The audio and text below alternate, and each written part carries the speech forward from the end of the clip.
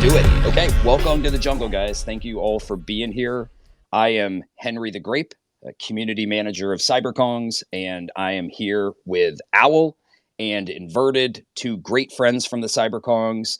Owl is one of our devs. Inverted is on the Council of Kongs. How are you guys doing today? Owl, how are you? Obviously, I know you're a little bit under the weather, but tell us, how are things? Great. Coding, bug fixing, getting this play and collect experience ongoing. We want those jungle adventures to be rolling ASAP. So far so good. Squashing one bug, 99 more appearing. But that's how we roll. That's how coding goes, huh? That's why I don't do it. And how about you, Mr. Inverted, Councilman? How are things? Doing great, doing great. Ready to get this AMA kicked off. Yeah, absolutely. So, I mean, we're here because on Sunday, you guys kind of dropped a major announcement. The next phase of CyberKongz was announced, and we did an AMA in the CyberKongz Discord. And now it was time to let it sort of resonate with people and take it to the rest of the Web3 community. So this Spaces is to talk about CyberKong's new play and collect system, and in particular, the jungle adventure game. And the goal is to walk people through how this works, maybe not into the nitty gritty of all the details, but if at the end people have questions, that's great, but sort of an overview so people can understand the gameplay. So I really just want to dive right into it and start talking about the mechanics of it and how it works, maybe on day one when someone is sitting at their computer ready to play the jungle adventures. You're going to need some VX Kongs, and preferably somewhere between 1 to 5. And you're going to be able to send your crew of VX Kongs on a jungle adventure. And Owl, tell us, like, why are we sending them on a jungle adventure? What are they going to be doing? Right. So basically, with this new jungle adventure system, we want them to, get some specific stuff. We want them to get XP. We want them to get Kongium. Those will allow them to, become stronger and get more of that Kongium, and also be able to get some events, get some craftable, some unique NFTs, some ERC1155s that can be used later on in future utility. So it's more really like going back to this play and collect term. It's about having a fun, engaging experience, sharing it with the community, and at the same time being able to collect what we're offering that will be key into the longevity of the project. Awesome. So you're going to select some VX Kongs. They're going to go on an adventure, but it's not an actual adventure that you control with a normal controller where you're walking them through. You're going to initiate, you're basically going to have a transaction on the blockchain, which is going to be on Polygon. And your VX Kongs go on an adventure. And on this adventure, they're going to collect Kongium. And Kongium is going to be part of the, I'm going to say the word fuel, even though fuel rods are part of this system. They're going to be the thing that you're trying to collect to level up your VX Kong. And there's some other components that we're going to talk about as well that you use Kongium for. But tell me about how somebody will initiate the very first time they go on an adventure. Like, how does that actually happen? And specifically talking about fuel rods.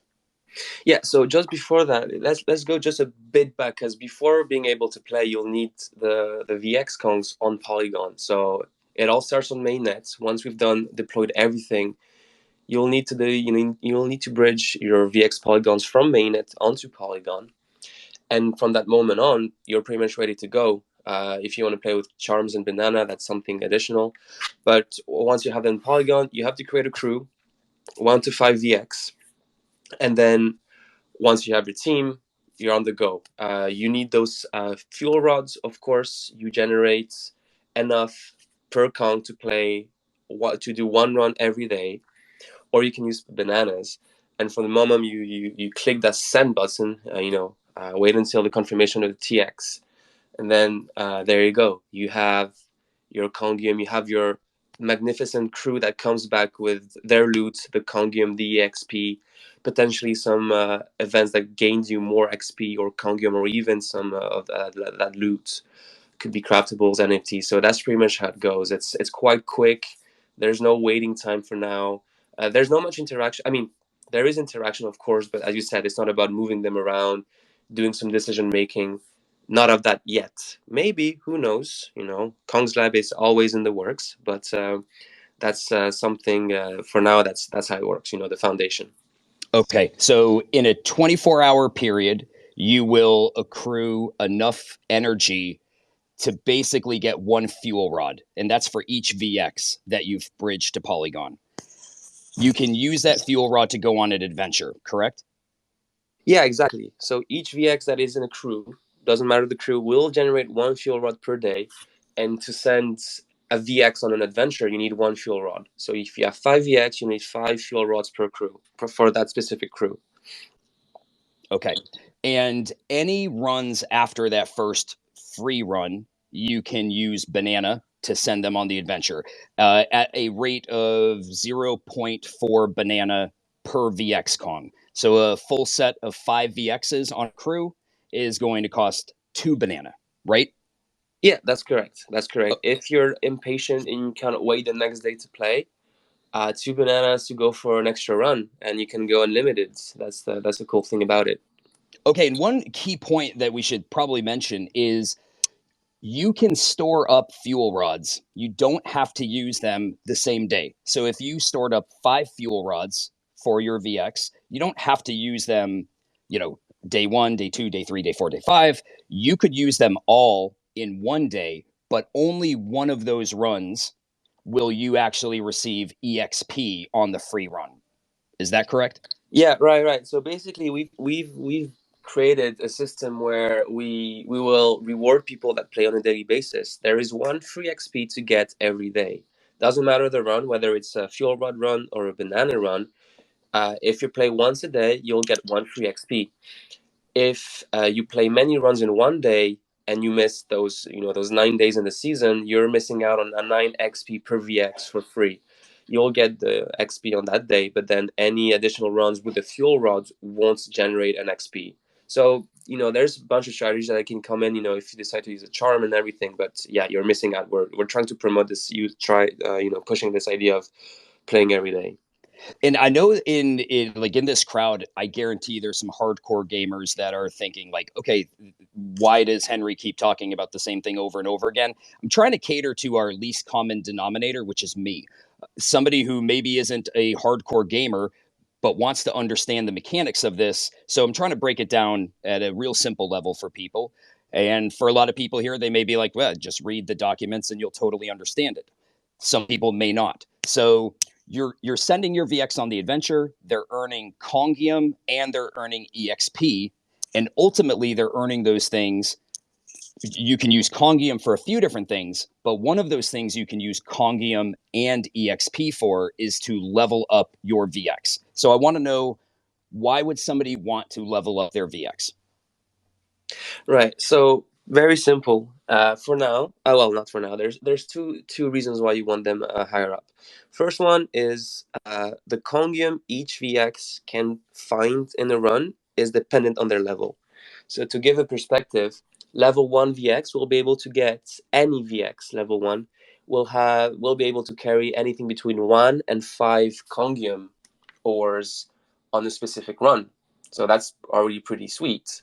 However, if you have, for example, a level 20 Kong, they'll be able to get anything between 10 and 15 ores per run. And so each level, it increases either the minimum they can get back or the maximum they can bring back. So that's one of the reasons you want more. And the other one is some events will require your VX to be higher level. If we want to distribute some swords, banana sword NFT, for example, and we need a VX level 10, if you get the event but you don't have a level 10 VX, sorry, you're not gonna get the banana sword. So those are like the two key reasons you want them. Yeah, I can't actually wait to talk about the special events because it's a really exciting part of this, as this is the foundation from which everything can grow. The special events are really cool when you dive into them. So you're earning your Kongium and your EXP, and you may be using that to level up your VX Kong. And that is all going to be on chain. So in reality, you may think, oh, I've got a common VX Kong, which in my opinion, all of the VX Kongs are awesome. Some people are trait maxis and some people don't care about those things. But you could have a common VX Kong that is leveled up to a level 20 VX Kong, and that's all going to be on chain, where when you transfer that VX Kong, if you ever want to sell that, that level transfers with it, correct? Yeah, you got a level 20, you got a banger right there. You got something that many people would like to have because it opens up a lot of possibilities to get into some events, exclusive NFTs, and get more Kongium and allow you to get more bananas on the commit side and everything. So it's a really big one, and of course adds a lot of value to those VX. Yeah, that's so cool. Couple housekeeping notes. The energy or fuel rods are not transferable, so that's not something that you can sell on a marketplace. And the Kongium is not transferable. So that Kongium that you're accruing is for you, but if I understand it right, if you had a crew of 5 that earned whatever amount of Kongium it is, let's say you have a crew of 5, each one of them, 4 of them, let's say, earned 1 Kongium, but one of them earned 3 Kongium. That Kongium goes to your wallet. It isn't necessarily assigned per VX. So you could take all of that Kongium and use it towards one of your VXs to level up. Do I understand that part right? Yeah. Kongium is global. VX is per, XP is per VX. So when a team of 5 brings 30 Kongium in total, that's 30 Kongium you can use to level up any VX you want. Okay. And a real key point which you made is certain events or certain aspects of the game can only be, if you want to call it, collected or unlocked if you have a certain level VX, which brings me to what I think is one of the coolest parts of this entire or in the game itself. So you have babies, and now these babies are actually going to have some sort of yield because babies will generate shards. And these shards, over the course of 10 days, you will earn enough shards to be able to claim 1 Lucky Charm. And these Lucky Charms, we talked over the past, 6 weeks or so about babies being keys. And this is one of the ways that babies are a key, because you will need these Lucky Charms in order to unlock certain, if you want to say, NFTs or certain things when an event happens. So I want you to deep dive as much as you can into the idea of Lucky Charms and how babies play a really big role in this ecosystem. Yeah, no, we should really segment this because there's a lot to digest in this one. But Yeah. On the first one, going back on mainnets, yes, now babies do yield. This required an upgrade to the banana contract, which will be taking its leave to a new updated contract called a yield hub, and this yield hub will allow Genesis or babies or both to yield a specific token. So here we have those babies that can generate those charms. And initially what they will generate is charm fragments. And as we said, it takes 10 days to make 1 charm. And there's going to be 3 types of rarities. There's going to be legendary, which very rare, only 1% chance of getting them. Rare, still in the talks, but we're taking 15% here, and then the rest will be common. And so people are saying, oh yeah, they're only getting this, but charms are key to adventures. They will really allow you to have access over a bunch of things with the events. As we said earlier, we will make events restricted to very specific things. Could be team level, could be unique VX level, could be team size, and also charms. Some NFTs and some loot won't be accessible if you don't have a charm. And so that's why babies will be needed to fully experience the enjoyment of what we can have through this jungle adventures. Yeah. Okay. So you're right. We're going to take this in segments because there's a lot to the babies.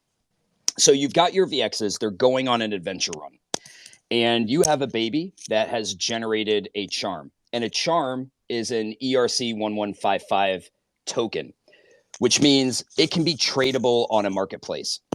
And you can buy these from the seasonal treasury. You can buy them off of OpenSea. So you have a Lucky Charm, whether you generated it from your own baby, whether you bought it from the marketplace. And this Lucky Charm will affect your crew, will almost buff your crew for a period of 5 days. So the adventure runs will go in seasons, and one season is 10 days long. This Lucky Charm will work for 5 days. But if you don't use the Lucky Charm until the 9th day of the season, it will still carry over into the next season for days 1 through 4. So you send your VXs on the adventure run, you use this charm, and let's say the first benefit of using the charm is that it increases your chances of earning double EXP or earning double Kongium. And if I understand it right, the different rarities of the Lucky Charms will determine the percentage chance that your Lucky Charm will trigger one of those, if you want to call it events, one of those things to happen where you get double EXP or you get double Kongium. Is that correct? Yeah, correct. The rarer your charm, the higher chances in a round to double your XP and double your Kongium. So tables are not yet finalized. We'll start discussing internally what is the most optimal value, but there will definitely going to be a big increase in using a legendary charm over a common charm when doing your runs. So you use this Lucky Charm, it's going to potentially increase your Kongium, which again, the Kongium you're going to need for certain things like leveling up your VX, playing in the banana prize pool, using it in the seasonal treasury, which we're going to get to those things. So you use this Lucky Charm to buff your VX crew. I want to kind of talk, if it's cool right now, to talk about the special events, because I think this is just a really cool component of this. Because when you go on an adventure, a special event can occur.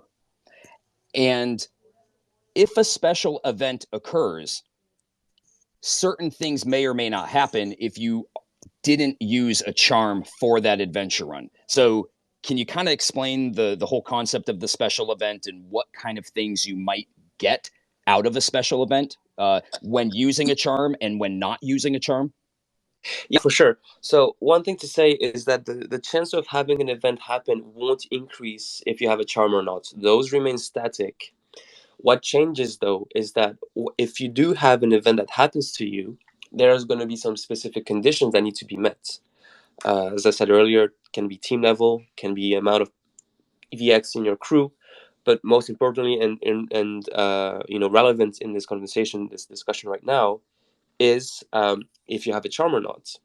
And if you do have a charm, then the event will be a success and you'll be able to get the rewards out of it. But if you don't have a charm that is sufficient enough for the event, it's going to be failed. And once you get the run report, you'll see that you failed.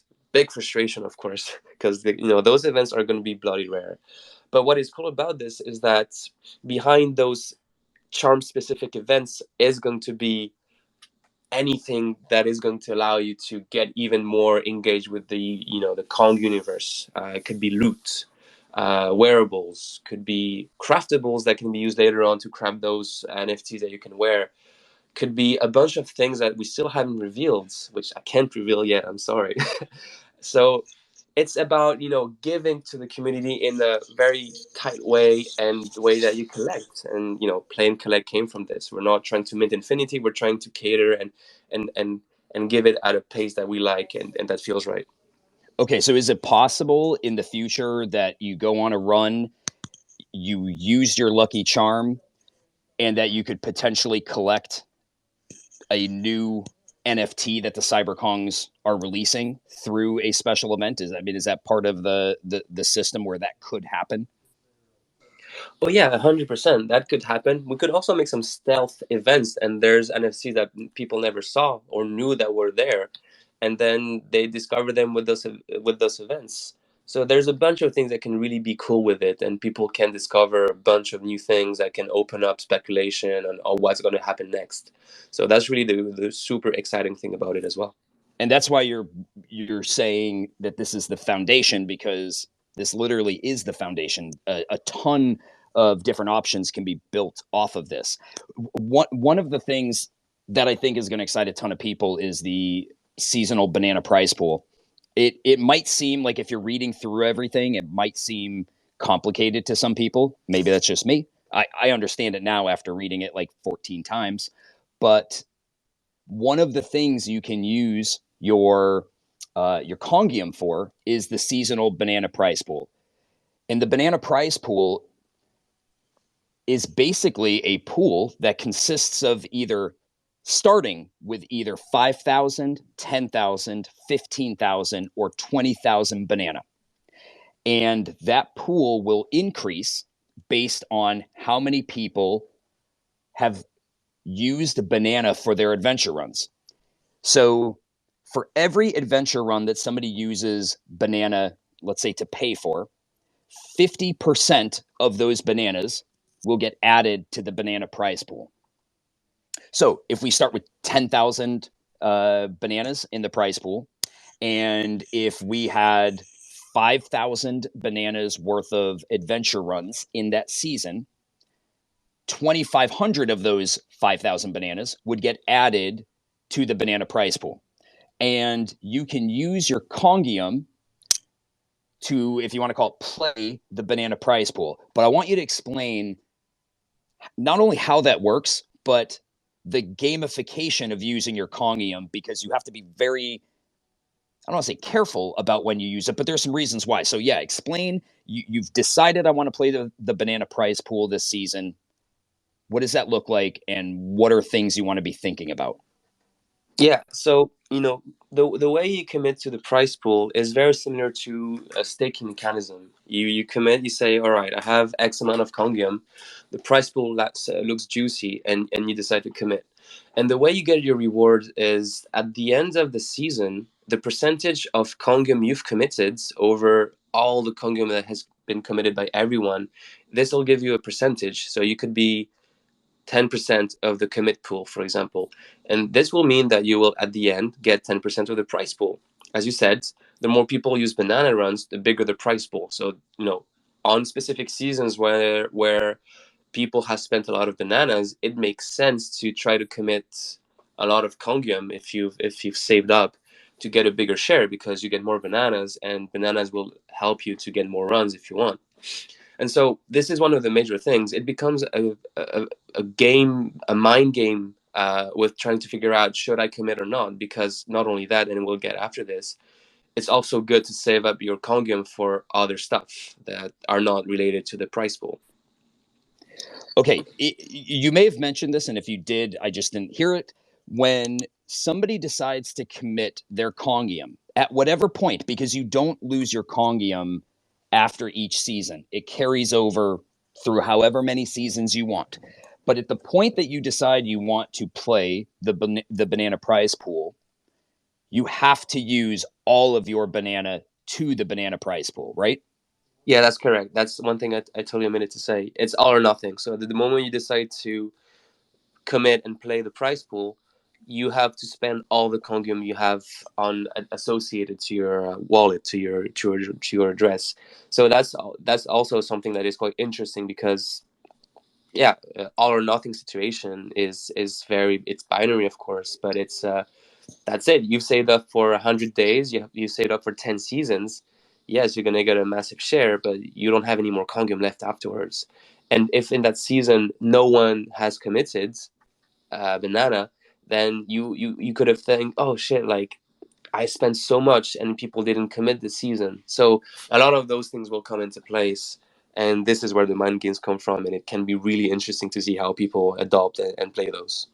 Dude, it is so crazy, because yeah, exactly that. You could be saving up all of your Kongium over multiple seasons to play a giant banana prize pool, and guess what? At the last minute, so do a whole bunch of other people, where you could have potentially played a smaller pool of banana prize pool and received more banana. So that gamification of it is super, super interesting.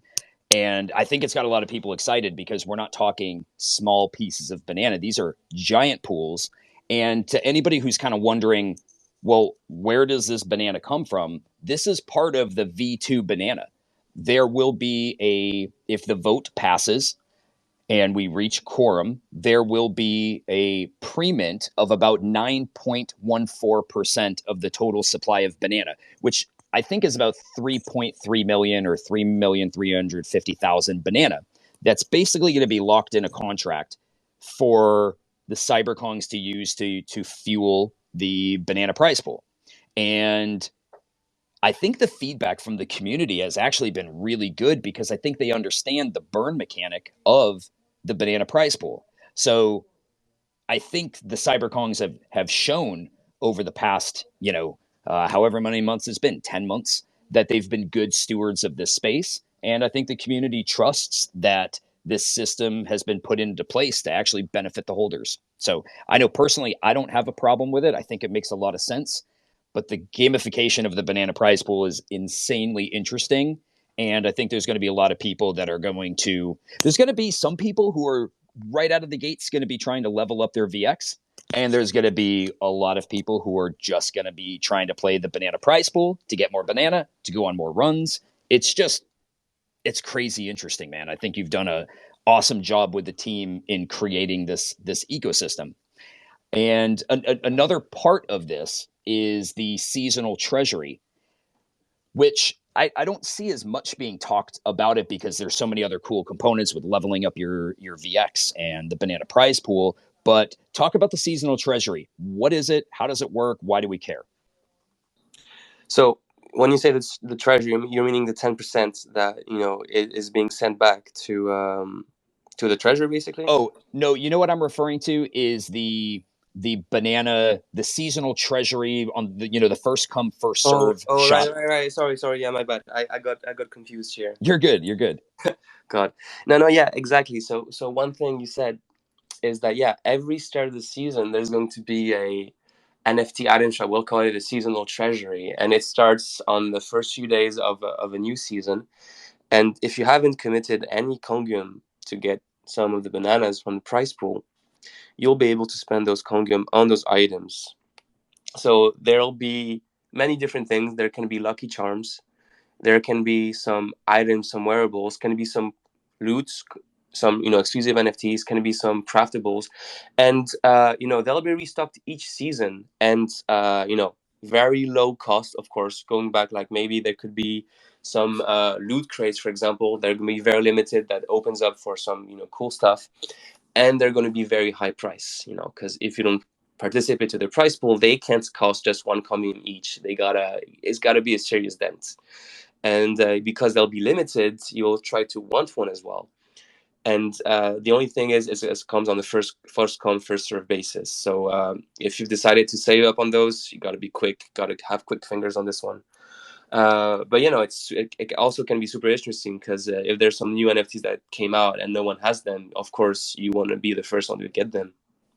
Okay, so the start of every season, the seasonal treasury item shop opens up, and this is just one more use of Kongium because you can use the Kongium to you can redeem it for items in the shop, and those items can include Lucky Charmz. Those items could potentially include maybe NFTs or certain rare items, but they're all going to be first come, first serve. So you might only have like 5 Lucky Charmz in there, and maybe they're discounted from what they are on the marketplace. Will there ever be things like EXP in there? Like, is that ever something that you could use Kongium to buy? You could. That's a thing for sure. The way that XP and Kongium works is that it can be we can allow approved contracts to increase those.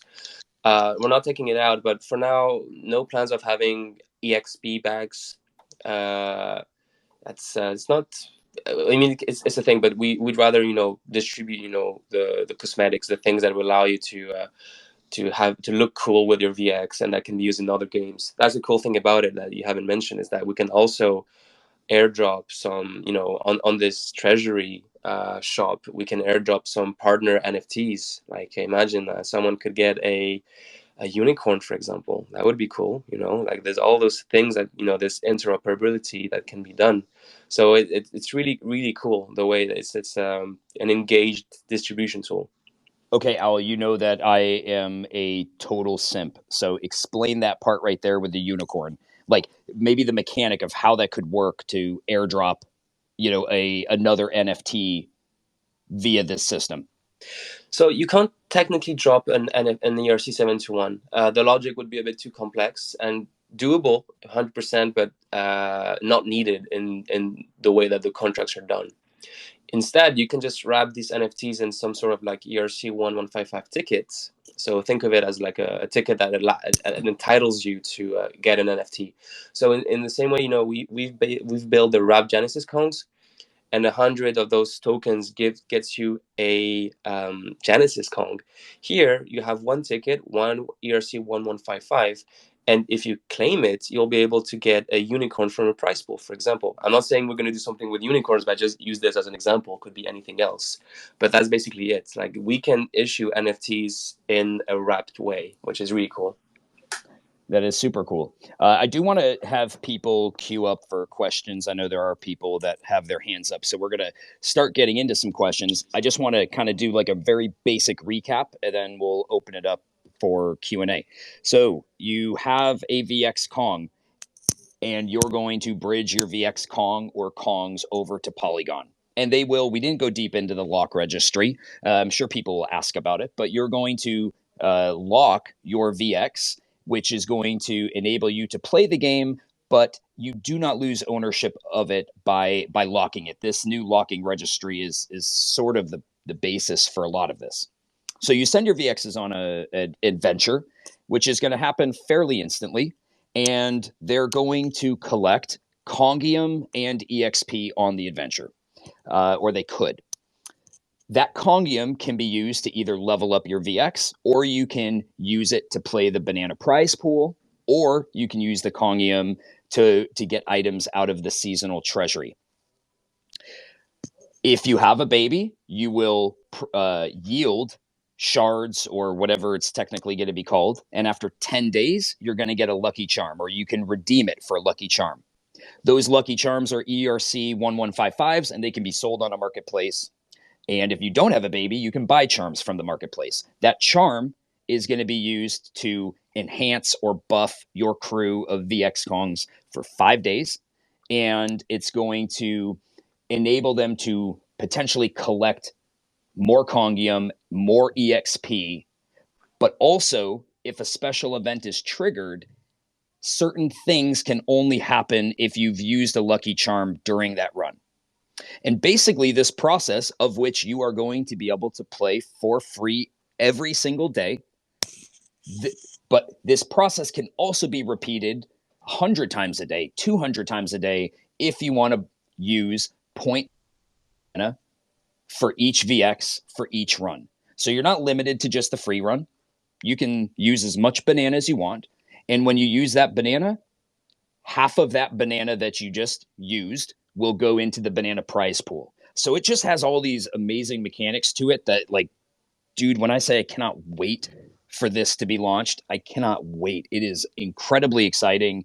And when we say it's the foundation for which so many other things can happen, it is. Like, imagine what we could be talking about 6 months or a year from now. It's amazing. And I think you guys really did an awesome job coming up with this. It's just one more opportunity for CyberKongz to show the Web3 space what we can do. And I think it's fitting that we were the ones that did it. So, okay, I think we're ready for some questions. If anybody has any, I'm going to bring up Delicious Grizzly.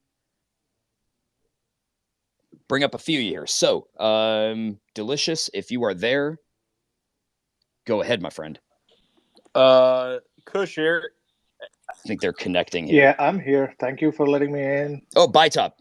Yeah, good to see you, my friend. Hey, and thank you very much for also making it very complicated. Just kidding. All right. Yeah. I just have like 4 questions. So just wanted to see, I just wanted to hit it right. So this one is like very similar to like the DeFi going on, right? That's one of the question, right? That's when, and the next one,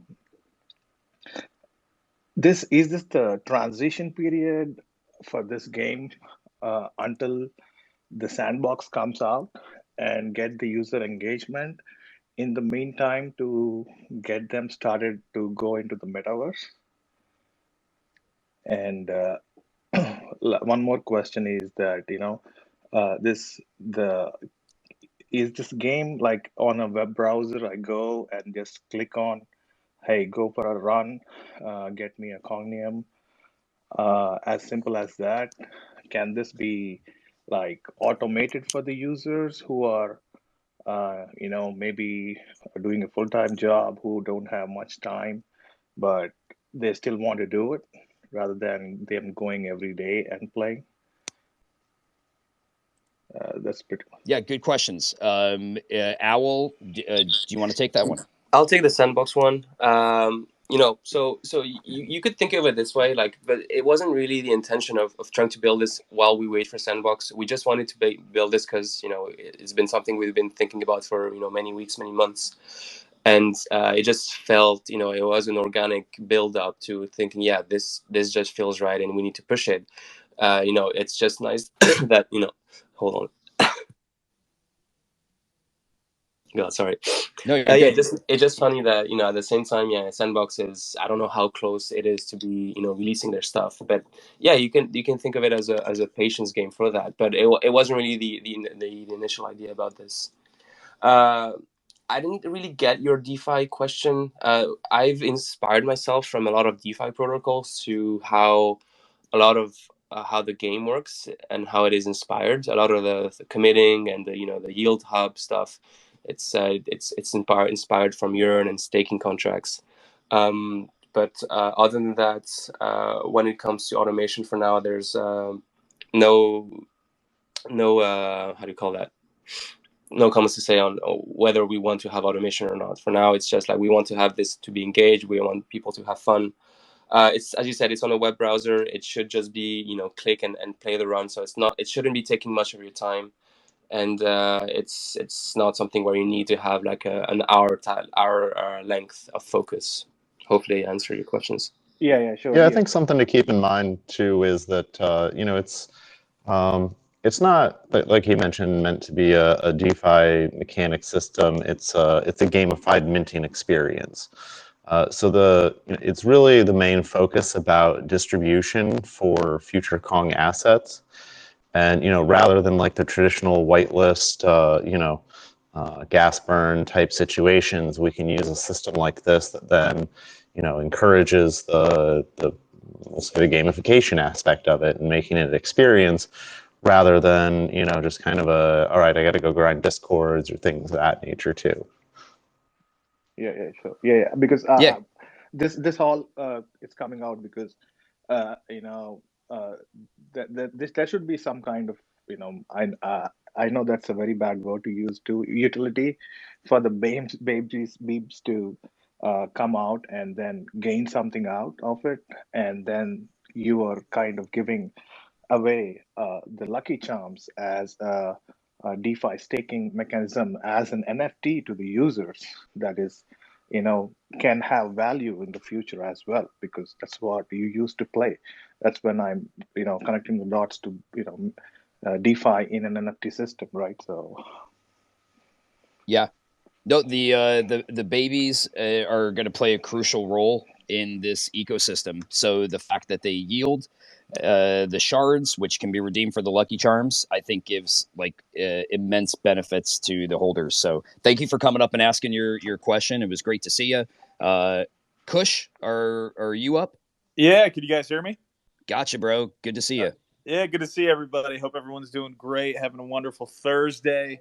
Yeah, it's more conversational and just kind of, I'm on Kong's Wall Street probably too much than I should be.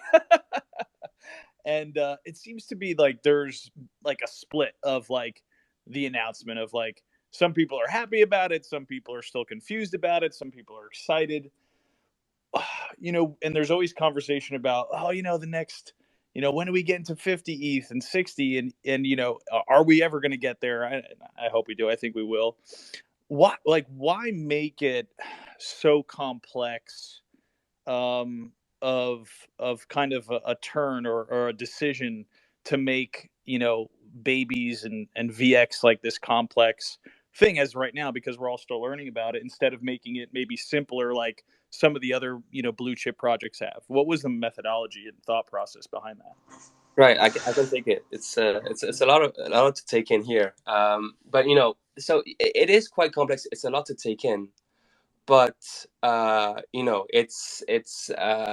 it's not. Once you start understanding how it works, you'll start to realize it's actually not that complex. It's just a bunch of mechanics that were gamified and pushed into a blockchain environment. So the idea that babies generate an item is just, if you're in a game and you're like, oh yeah, it's just generating items. It's just like the complexity behind blockchain code is quite a feat, and so we want to push it because it's all about innovation. We're done it. We're going to push it even further.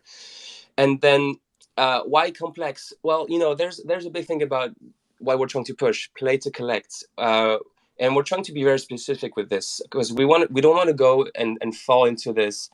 I want to call it a poisonous thing. Play to earn is amazing, don't get me wrong, but it is also a poisonous genre to follow. You need to have a very good in-game economy to have play to earn. And play to collect is different because we're just offering something that will be used in our universe and ecosystem, and in a way that we control everything so that there's no infinite mint.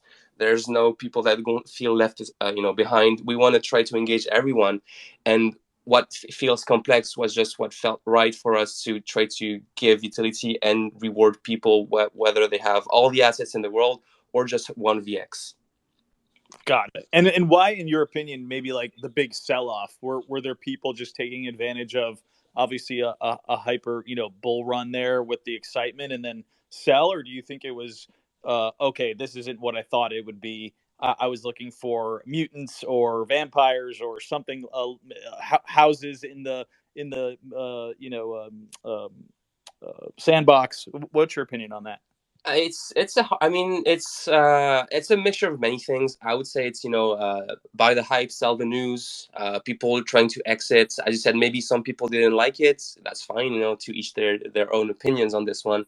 There's a bunch of things. I don't want to say it's one thing in particular, but there's also the fact that, yeah, you said we didn't do something like Bored Ape did with their mutants or vampires or stuff. It's we're trying to cruise, and we're trying to build our own things in a fun, engaging way. So yeah, I think it's mostly just people trying to flip and buying the hype, selling the news. I think that's the biggest one, but I would say there's more variables into this basically.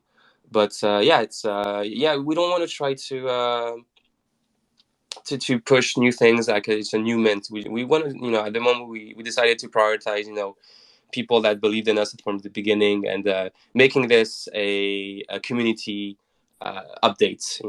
The moment we want to have onboarding, we'll think about it, and we will try to also innovate on that side to make it fair and not feel like we're diluting everyone's share. Yeah, and you know what, Al? So we haven't started the game yet, and I'm a fairly simple person. I see so much value in what we're doing for babies with Lucky Charmz. Of course, there are a ton of people that probably bought into Kongz just to sell the news. I think those people, I think there's a really good chance they might regret that after the game starts, because when we talked about, and the question was a good question, and nothing wrong with that. But like, if we're comparing to other blue chips, like I think to myself, like I was literally going through my mind thinking, well, what did the other blue chips do that was this innovative? What did they bring to the table that was this innovative? Sure, they're staking. We now have locking. And I really think the one thing I've respected about CyberKongz the most since my journey, I was not a minter, by the way. I came in June. And the thing that I always loved about them is that they just did not care at all about when I say the pricing. They build. They're building in the sandbox. They've been building this game. And I think that the project and what they've done sort of, when I say it speaks for itself, I trust that what they've built is going to benefit the holders and will continue to do so. But it was an awesome question, Kush. Thank you. Always great chatting with you, man. And thanks for coming up and asking. So, Twinkle Toes, are you out there? And if Twinkle Toes is not out there, oh, there he goes. How's it going, man? Bad. Good. How are you guys? Great.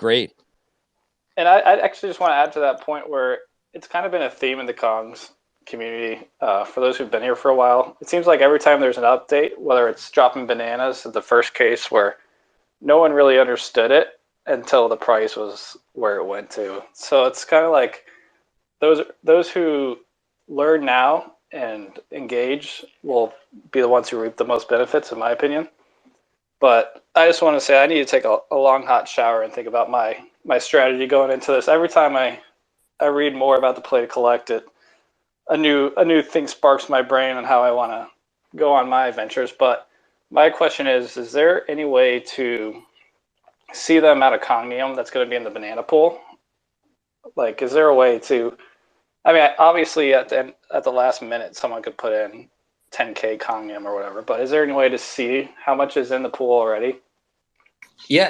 We'll be able to see. It'll be live. We'll be able to see who is committed and how much has been committed to a specific season. So yeah, you'll be able to see exactly how much you'd also get as a prediction if no one else committed more. So all those will be taken care of into the UI. We'll treat you right on this one. Okay, awesome, cool. Thanks, guys. Absolutely, man. Thank you for coming. Flex Taper, are you out there? Yeah. Can you guys hear me? We can hear you, Flex. Yeah.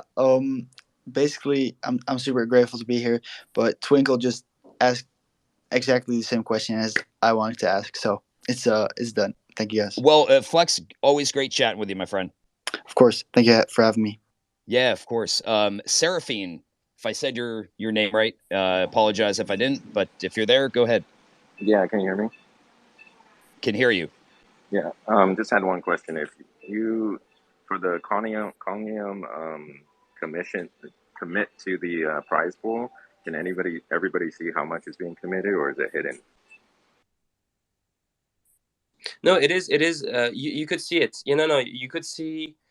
I mean, it's public information on the blockchain. Like if people sniffed the transactions and the events, people will be able to see it. So it just makes sense that we make that public for everyone to see. If there's if Coco wanted to commit all his Kongium, we want everyone to see it. Or just like, oh yeah, maybe I shouldn't, or actually yeah, I want to compete with him. So this information will definitely be available as well. Awesome. Yeah, thanks for coming up, Seraphine. Muck or Muke, however you say that. Or Michael. Michael. Sorry, I didn't catch that out of the 3 lines of the MUC. I love the spelling there. I love the spelling. Yeah, I mean, it's difficult to read, but yeah. First, thanks for the game. I'm really looking forward to that. I have 1 VX and I plan on buying my second. And my question was, as it is obviously an advantage to have like a full team of 5 to get more Kongium per run, is there any plans on implicating some borrowing mechanism to like borrow more Kongs to get a full team for the runs? As of now, no plans to rent VX. All right. Well, thank you, Michael. Appreciate you coming up. Fruit, if you're out there. Hey guys. Hello. Hey. Appreciate the breakdown. That was really helpful. Just quick question: is when we kind of get into this and its launches, will there be any sort of transparency as far as what NFTs would be available, or we're kind of going in there to hunt for on these adventures at all? For now, we can't say really. That's still something we're building and debating on, and you'll be able to see them once the season starts. You won't be able to pre-see it. I mean, otherwise that defeats the purpose of the seasonal shop. So that's basically it. And once you've seen them, maybe they'll come back as one of them being like a recurring but very still limited. But yeah, to make the thing more engaging and more like rushing experience, I think it's better to just being able to see them once they're revealed and once the treasury opens up. So they could be changing season to season. Oh, they will change season to season, 100%. You might see some coming back, as I said, but there will always be new ones because most of those items that come in will be limited. Charms maybe not, as I said, because for example, charms, there's 3 types. They'll come back from time to time, but other stuff most likely will be limited. Yes. Excellent. That's all I have, boys. Thank you. Thank you, Fruit. Yeah, thanks for coming up. Delicious. I see you're back. I know you got booted out at the very beginning. Hope your mic is working. Hey, bud. How's it going? Great, man. First, thanks for explaining it. I forgot about those fuel rods. But 2 questions. Is leveling up your VX going to be like in video games, like in Pokemon, it takes more experience to level up from 5 to 10 and then 10 to 20? And then the second question is, Henry, how do you get such a silky smooth voice, bro? I'm actually an AI program, so that's it. Yeah, it's not real. If you heard my real voice in real life, it sounds nothing like this. I totally forgot the question. Can you please repeat? I was just thinking the same thing. That's hilarious. I got sidetracked by Henry's voice. So is it going to require more XP to level up from like 5 to 10 than it did from 1 to 5? Oh yeah, 100%. First levels will be easier than the last levels, and to go on this, you'll need you'll need I think 4,000 XP in total, but the first levels will require not 100, or it'll be a lot smaller, and it'll just go incrementally higher and higher. It's hard. Hardest, highest level should be hard to get. Awesome. Thank you for coming up, Delicious. Always great chatting with you. Sean, if you're there. What's up? How's it going? Okay, I got a question for all 3 of you, particularly the owl, because owls are known for their wisdom. So let's say you own a VX, and then let's say you have 2 friends that have babies. How would you, all 3 of you, play the game?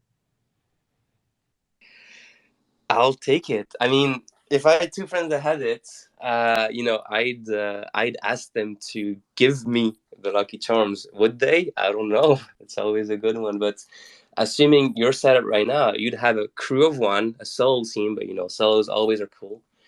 And he'll have 100% uptime of the Lucky Charmz. So if you have one of those events, you'll get it. And that's the cool thing about it. So that's how I would do it, basically. It sounds like this might break some friendships apart. I got my own completely different theory on what the next best option would be. So if you guys are like that cool and you want to go like pure socialism, I would turn into a charm seller early on, sell the charms to buy 2 more additional VX, and then split each person's run to then maximize to get a 3rd baby, and then have everybody break out and then do their own thing. Oh, that's a so that you end up. Plan. I'm happy this is recorded because I'm gonna have to go back to that one. I like it though.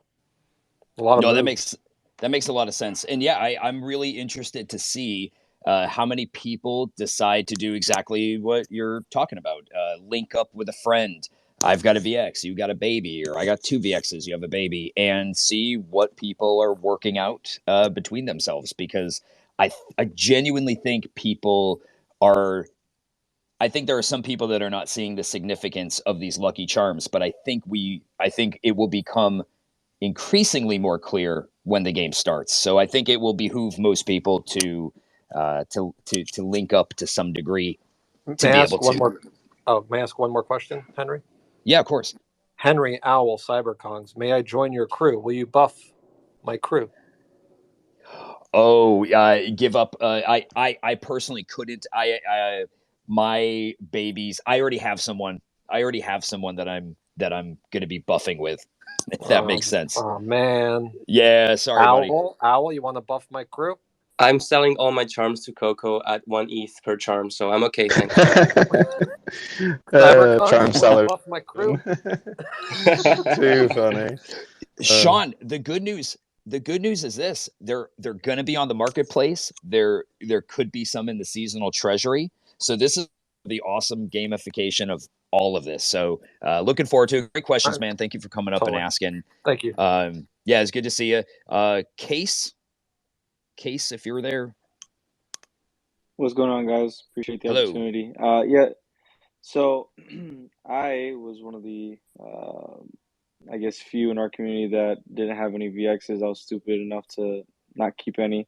But do you guys see, I mean, you guys kind of touched on it, but maybe a strategy of just keeping my baby and then just selling the Lucky Charms to be able to accumulate enough to be able to get a VX? Or do we see the Lucky Charms being that valuable to being able to afford a VX down the line in a short period of time? You know what? I think that is one of these questions that nobody knows the answer to. Just being honest. I mean, maybe the team knows it because they know all of the the numbers behind the scenes, but I think this is a giant experiment where we don't know exactly what the value is going to be of any of these things till the game gets rolling and people start to see, oh, the Lucky Charm did this.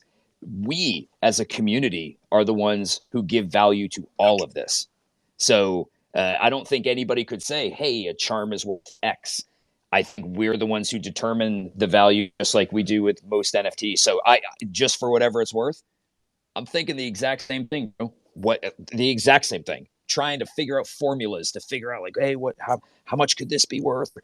It's almost impossible. Although some big brain like Box is probably haven't heard from him since the announcement, which means he's like locked in a basement doing all kinds of spreadsheets. Him and Sniggy are both doing that. So you know what? I think we don't know. I've asked, big brains, and it's complicated. Yeah, and it's one of those that we want to keep things fresh with different options and keep it interesting too. So with I had a couple AMAs in the Discord past couple of days, and I've liked to describe it as like knobs and dials that we can all twist, and with it being like a completely internal system and like any of the NFTs that like we're minting through there, it's not something that we're charging. So kind of having that freedom to adjust it without obviously any pressure about like you're doing it for profit or anything like that, gives a lot purer system as well. And do you guys see like if like the Lucky Charms end up being not super valuable, like is there maybe a chance that there's a vote that goes out for how often these Lucky Charms are distributed between baby holders to make them more rare? Or yeah, 100%. That's also something we'll be taking now for granted. The way that it's been done, there should always be a shortage of charms just because there's not enough babies to cover all the VX 100% uptime. So we should always be deflationary or always going towards zero. But as you said, it's a massive experiment. Henry has said that we're also in the land of discovery. We're trying to figure all those things out, and sorry. And so we'll monitor those things, and we're already trying to make this very scarce and very unique. Like the legendary charm is 1% drop rate, so it's incredibly rare, and so of course, if you have it, it needs to be godlike because it has to be. So we do think that charms will hold. Well, it's not about holding the value. We just do think that they will play a key role in the way that we want to distribute this new design, this new game mechanic to everyone. And if we see that it's not enough, then we'll make the changes to make it enough, because that's the goal. That was the vision that we had initially. Understood. And last question. I've heard in the Discord sometime in February. Is that still kind of like a time frame on when this whole thing will be kickstarted? Every time I hear when, I delay by 1 week. Sorry, but no, just kidding. Okay. Yeah, February is still on it. We'll see. We'll let you guys aware if there are delays. But February still seems to be the date. Thank you, guys. Yeah, thanks for coming up, Case. And one thing I just want to say, because we've got a lot of people that want to ask questions, if everybody could just try to, if you have multiple questions, you can DM us in the Discord or ask us in Discord as well. Pick the best question, the one that you want answered the most, because I want to try to get through as many people as we can. And that wasn't directed at anybody in particular. I just happen to see we've got a line of people. So, Sanctus, you are up, my friend. Hey, guys. How's it going? Good.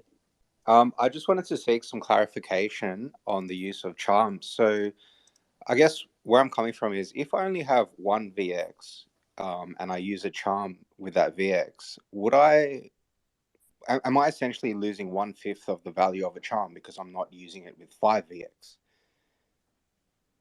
I'll take that one. Yeah, so it's that's one of those situations where it comes down to the different knobs and dials in the system.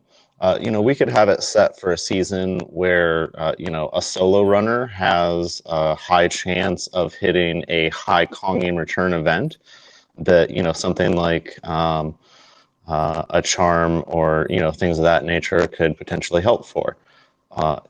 Being that, if you have that unlocked as far as like the different event path that you can go down. So as far as like the base EXP boost and the Kongium boost, it really depends on kind of how you want to look at that, because it's really more geared towards the unlocking of a new path, and then also the future mechanics that are still unrevealed for them. Okay, so I guess in terms of unlocking a new quest, it's the same regardless of if you're running 1 or 5, but there is more benefit to be gained from the charm if you're running the full set of 5 VX. Is that correct? I think that's, I think if I understood what you said correctly, yes. If you're using a charm for 1 VX, there are certain events that require, certain events will be triggered by certain levels of NFTs and certain sizes of the team. Now, I might be wrong on this, but it doesn't necessarily mean, and Owl can correct me, that you have to have, maybe there's an event that can only be triggered with 1 VX versus there may be events that can only be triggered with 3 VX that are at level 7 or higher. Is that right, Owl? Like some events will be for smaller teams, some could be for bigger teams? Yeah, and I think, sorry, go ahead, Owl. No, you can go. I was going to say Henry could be a dev now. Like he can take my job. he's getting it all nailed down. I think to directly answer your question, Sanctus, that like if you're looking at it from like the base math as far as like how to maximize a charm from, I think I follow what you're saying now, rather than like for NFT or whatnot, you're talking like just pure experience in Kongium. And technically, yes, you do have that. And ideally we can help counteract things like that with, solo events that, do provide bonus XP and Kongium that might make up for that difference, in certain events. Again, all these different dials and knobs give us a lot of freedom in regards to what we can do with it. So, ideally we can make it a fun and, that's the best way to put it. It's, it's a gamified minting experience where, holders can be rewarded, and at the same time, get new parts of the collection. So beautiful. Okay, cool. Thank you Sanctus, for your time. yeah, thank you for coming up. AMS, you are next. Do you hear me, sirs? Yes, gotcha. Well, first of all, thank you for letting me speak and say that the utility is just insane, and I'm looking forward to play the game. So I'm trying to make this fast. I have a question. So if I have 10 BX, I have 2 full crews, but I am able to know exactly the amount of Kongium that each BX is gonna make I mean, if they are all in my wallet, all the Kongium is going to my wallet at the same. At the same piece of. I mean, I don't know how to explain this, but to the same wallet. So everything, if I just make 10 Kongium with one crew and 7 with the other, it's gonna be 17 Kongium. But I'm able to know how much the first crew individually each Kong is gonna make. I mean, one VX is gonna make 3, the other one 2, the other one, the third one 1. Yeah. There's gonna I don't be. know if I'm explaining myself. Sorry, but No. Yeah, I totally got you.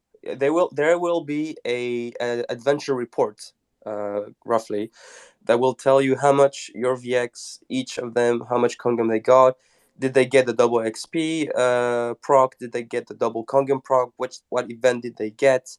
All this information will be given to you to see exactly how much each VX has given you. Yes. Oh, okay, sir. Thanks. Nice. Yeah, thank you, AMS. Thank you. Okay, I've been trying to figure out how to say. Oh, go ahead. Does somebody have something to say? No, just saying goodbye, sir. Thanks. Yeah, thank you, AMS. Thanks for coming up, bud. Gonna butcher this name, but I want to get Pratt? it right. Patrice?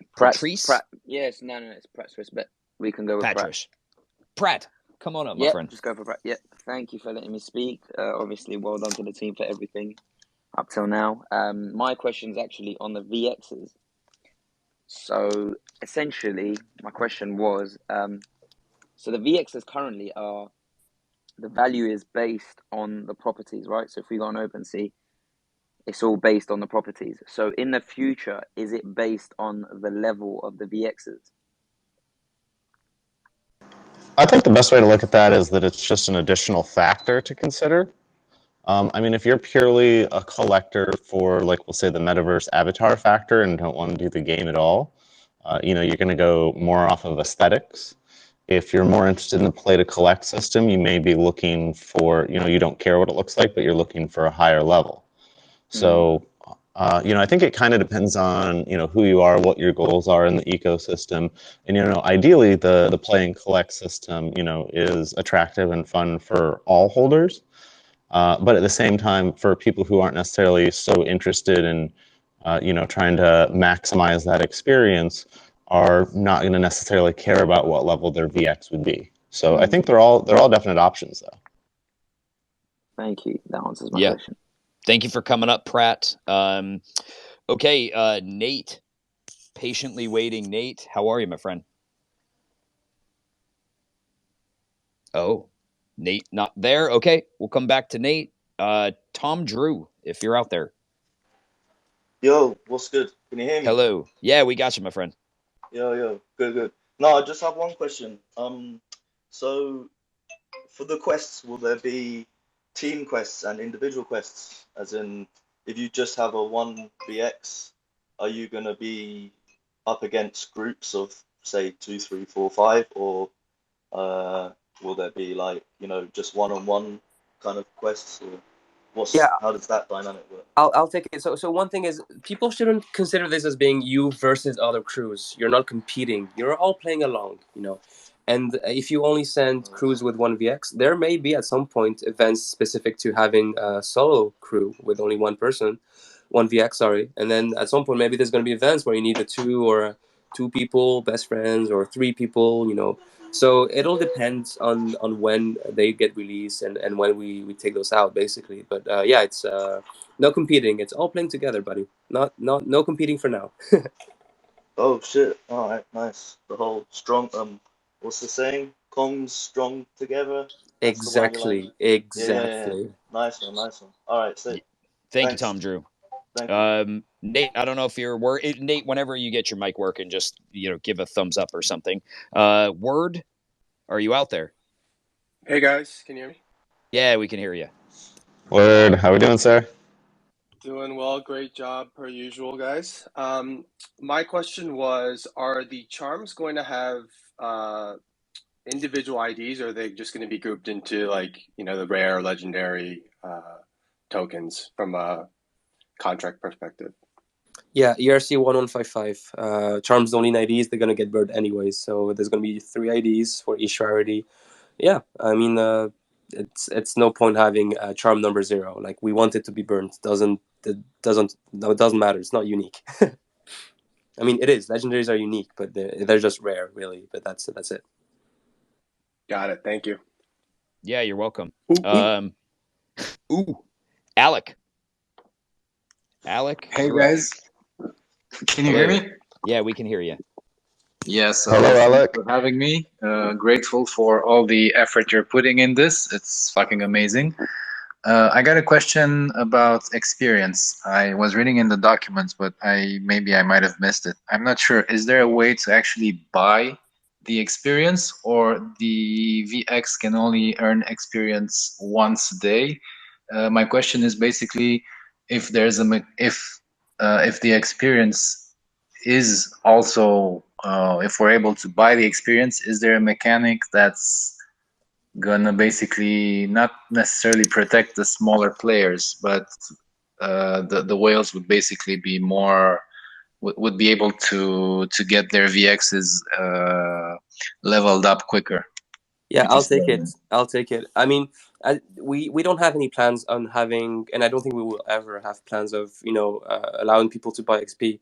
Right now, the only way to get more XP is by using bananas, and with current rates, if all VXs wanted to be leveled up, you'd need 24 million bananas.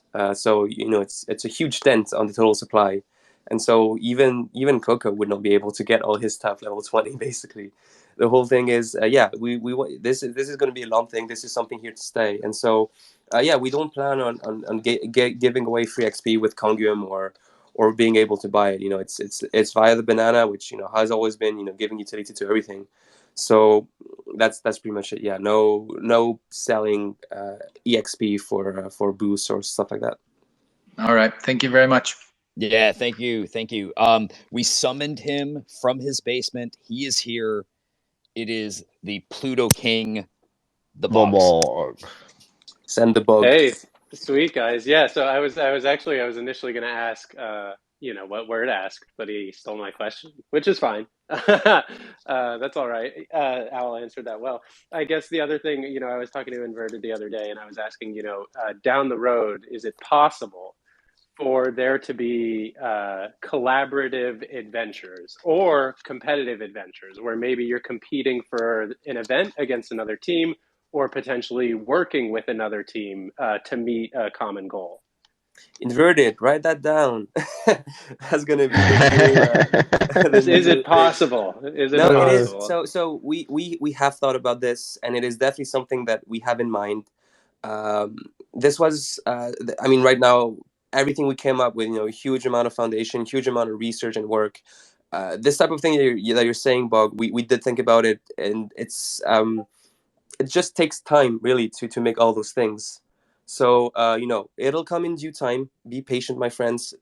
First, enjoy what hasn't been yet released, and we'll try to make yourselves even more excited for the next updates in some other time. Great. That's a perfect answer. Thank you, guys. I couldn't be more excited for this update. I've said it before. I was waiting and theorizing, and you blew everything out of the water. I can't wait to play. I'm just trying to figure out which VXs to use, which to level up, how to do it. There's so much theory here, so I'm just loving it. Thank you, guys. Dude, it's so exciting. Thank you for coming, Boggs. You're an awesome dude. Love chatting with you. I know you are going to figure out some legit game theory, so I will be hitting you up often. So yeah, good to see you. Yeah, thank you. Yeah, of course, man. I just wanted to give a shout out to Jab out there. I see you, great too. And I think next up we got Jags. Hello. Jags. Yes. Hello. Can you hear me now? Yeah, we can hear you. Awesome. Thanks for having me on. Appreciate it. Definitely excited to start this play to earn here. I just have one VX, but like it's fucking awesome, and the fact that I actually get to do something with it and actually earn and actually derive value from my activities interacting with it is super cool. Very, very excited for that. So I want to cut you off real quick. I'm going to let you answer your question, but I just want to say it is not just one VX. It is, you have a VX, bro. That means you got a seat at the table and you get to play this game every single day. So I don't want people to think like, oh, I only have one. You have one.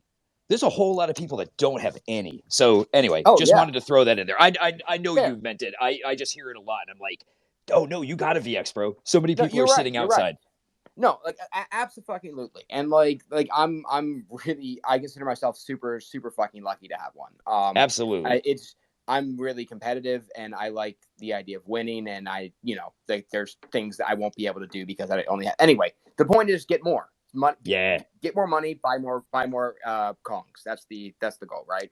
So yeah, for sure. But go ahead with your question. I wasn't throwing that in there to you, but I hear it from people that sometimes are like, oh, I only have one VX, or I only have, and you didn't say it like that, but I just wanted to throw that out there for anybody who. Go ahead with your question. Good point. Thank you. Yeah. So my question is, I'm curious if there is in the not immediate future, but like intermediate future with this game, if traits will have any degree of influence, or if there's anything that's being built that's that certain traits could potentially, like, they could impact value of traits, if that has any. Inverted. Write that down. No, yeah, we've discussed this internally. No comments for now. Fair. Appreciate it. By the way, I love your VX, dude. Love that VX. That's a sexy looking VX. Grazie. Like it actually has matching facial features. It's super. Dude, I think I might be wrong, but I think there might be only 4 of those that have. There are only 4. That's correct. Okay. Am I right? Yeah, 4. Dude. Yes. Way to know your shit. Impressed. I know a couple things. But hey, thank you for asking your question, bro. And yeah, enjoy that 1 of 4 matching traits. So yeah, thank you. Yeah. With a fucking beer helmet with X'd out eyes. Yeah, thank you. It is perfect. Have a great one, dude. Thank you for thank you for asking. Okay, Meaty, you are up. Hey, what's up, guys? Can you hear me? Yeah, we can hear you. Perfect. I was actually going to ask, what is the expected level of UI and UX polish going to be for the experience? I know with a lot of browser text-based point-and-click games, I know those things like sound effects and animations can really make a big difference on the impact of the game. And I was wondering if that's been considered and what the level of that might be. Owl? Yeah, I mean, there's it's not going to be just like a text-based, like there's going to be some effort definitely into the UI to make the experience engaging. We can't reveal it yet too much, so I won't be able to say exactly. But yeah, it's being worked on, being polished, making it enjoyable, getting all that data in a nice way, and alongside some cool art. So yeah, nothing much to add on this one. Sorry. All good. Definitely a good question, though. Yeah. Yeah, appreciate it. Thanks, guys. Of course, yeah. Thank you for coming. Habit. You are up. Yo, what's good, Henry? Guys, CyberKongz, you're fucking legendary. I've looked up to y'all from day one since entering NFT land, so I'm honored to be up here.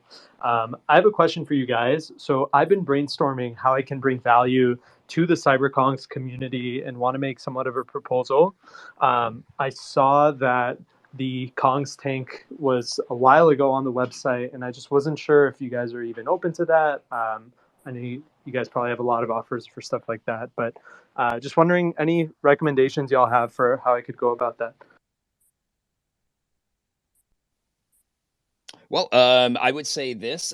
You can certainly submit a support ticket for that. I don't know if we're officially still taking Kongztank applications through the normal email process we did before, but feel free to submit a support ticket and we can talk to you in there. Just come in the Discord and open up a ticket. Dope. All right. And be as specific as possible, screenshots, things like that. Okay, wonderful. We'll do. Thanks. Of course. Yeah. Thank you for coming up. Let's see. Resnick, are you there? Or if Resnick is not quite ready, Batter, you're up. Hey, man, how are you? Good. How are you? I'm terrific. Listen, brand new to the project, a big fan for a long time. Kind of looked at this as a nice inflection point for the project and a good time to jump in. It's like a sort of a leveling of the playing field in that just listening to all the questions, kind of like nice to jump into a project of this caliber and surrounded by everybody asking questions. So it's a good time to get in and, learning along the way. But here's the kind of question I get out of listening today. With the VXs, I've got 4 of them now, and I'm kind of listening to the different questions about going out on an adventure with 1 versus 2 versus a team of 5. And I understand that you can create some pathways that are really, having in mind different size teams. But net, is there a synergistic value to having a team of 5 that is more than these, smaller subset teams? Are you going to get value creation from fielding an entire team that's net incremental? Okay, so here's my answer to it, and I'll always defer to the expert in OWL. But so advantages to having, if I understand the question right, some advantages to having a 5 VX team versus like a 1 or 2. So if you're using a Lucky Charm, you're buffing all of your VXs versus 1 or 2. Yep. Also, there's going to be certain special events that can only be triggered by having a certain size team. So without the game launching and knowing all of the ins and outs of it, those are 2 kind of simple but specific ways in which having 5 VXs would be more beneficial to having 1. Also, that you could use the Kongium earned from those 5, especially if they're buffed, to level up 1 of them.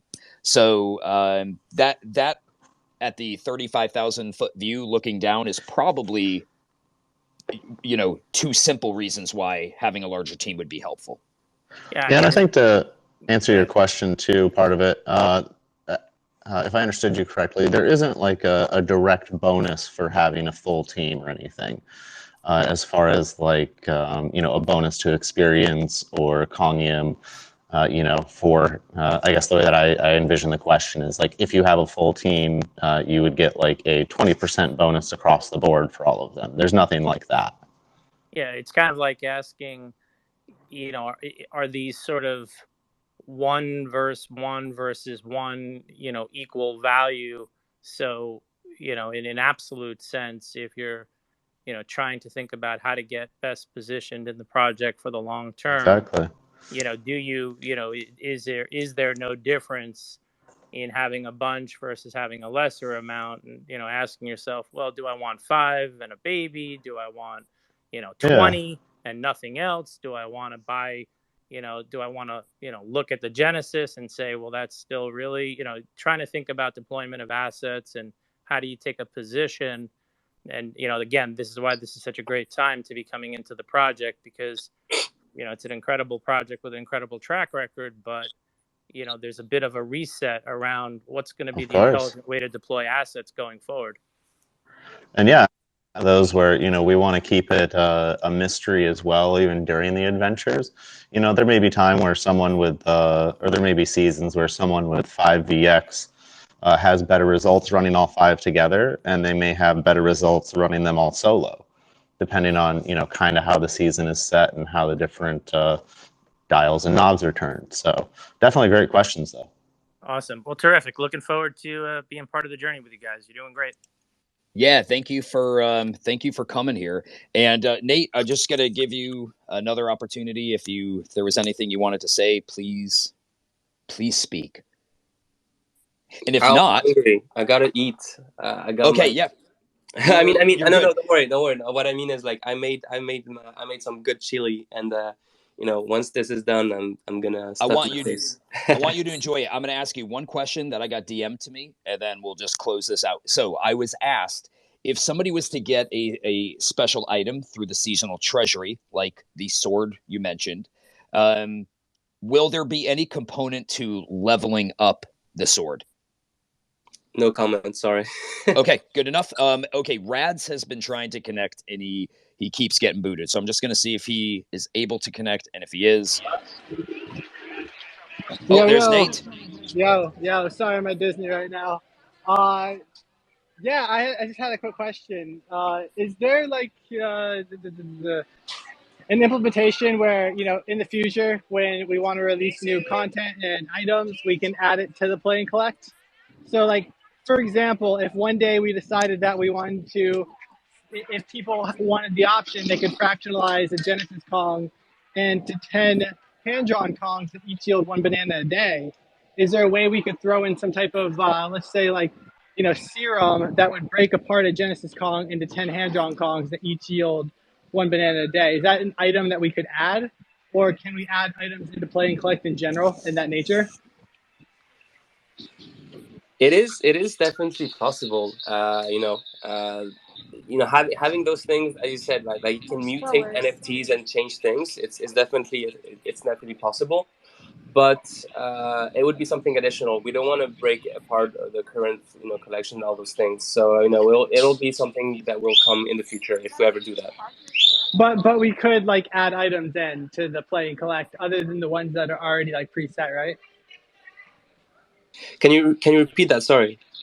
Like we could add in items into Play and Collect that are currently not there, right? So like current rewards could change. Oh yeah. Correct. Yeah. Yeah. So part of the big thing to remember with this is that the big focus is that it's a gamified minting experience. So it's not only just being built for today and the assets that we have, but also the future distribution of. Cool. So yeah, it's a long-term experience for anything like that. Cool.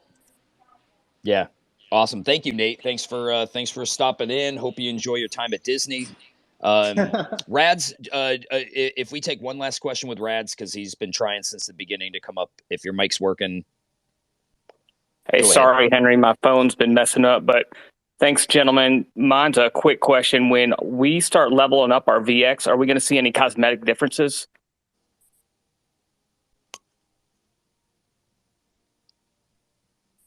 I don't believe so. I don't think traits, I don't want to step on Owl's toes, but I don't believe that the level up is going to be like a trait difference, but it is on chain. And it could be possible that the metadata would be reflected on chain, although I can't say that for certain. But since it is all on chain, you should be able to see the level difference, but I don't believe it has any difference in traits. Like I don't think a level 20 is going to be some giant buffed out VX Kong. Right. Yeah. Again, the main thing to keep in mind that this isn't meant to be a super visual. We're not a game design company, right? We are a 2D, 3D social avatar brand. So everything behind the scenes is the big release that we're doing now. And then ideally we can always make it quote unquote look better. So, we definitely, I don't want to mislead you and say that we're going to be dropping these killer graphics where your, Kongs are getting super buff and stuff by any means. But, it is all on chain. So like when you do go to trade or sell or whatever, one of the VX, they will be able to see what level it is though. Gotcha. I wasn't sure if you're going to see like a patch or something on the side that says what level they are or something like that. So thanks for the answer, guys. Yeah, of course. Thank you for coming. And we're going to wrap up just because Owl's got some kick-ass chili to eat. I want to thank everybody for coming. Sorry if we didn't get to your question. I do think we got most of them, but thank you for coming. It's a huge part of the community is coming and joining us for these spaces so we can talk these things out. And we will continue to do these. And before we go, I can't without giving a huge shout out to Mio, because I always say, like, without him, none of this would be possible. And then a shout out to the team of, Coco, Inverted, Owl. These guys are working endlessly behind the scenes to bring value to the community. So a huge shout out to them. Of course, the whole council, but these particular guys are just like always available to answer questions, and they've done an incredible job. So thank you all for coming. It's always a pleasure to hang with Kongs. Keep on Konging out there, and we'll catch you guys on the next one. So with that, I'll give you an Umen, and we're out. Umen, thank you for hosting this. Thank you everyone for listening. It's been a pleasure. Umen, thank you everybody. Have a great day.